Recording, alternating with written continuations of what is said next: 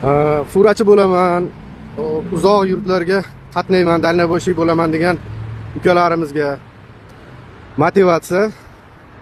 Xullas mana har doim ham keng joylarga, keng bemalol joylarga kirib chiqishga to'g'ri kelmaydi. Ba'zan mana shunaqa tor joylarga ham kirib chiqishga to'g'ri keladi. Xullas mana shu tomondan keldik. Xo'p, yo'lning kengligi deta 10 metr. Bu yerda afg'onlarning bozorchasi bor ekan. Shu yerga oldi bilan kirib, hozir ko'rsataman qanaqa joyga kirganimizni.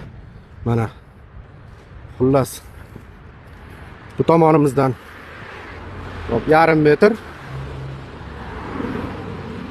bu tomonimizdan 30 santimetr, 25 santimetr joy qolgan. Ba'zan shunaqa joylarga kirishga ham to'g'ri keladi. Mana hozir ko'rsataman yukimiz qanaqa joyga выгрузка bo'layotganini. Hop.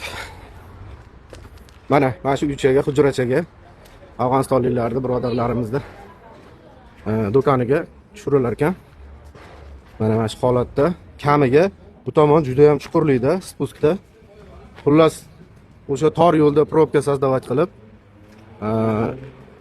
kirishga to'g'ri keldi.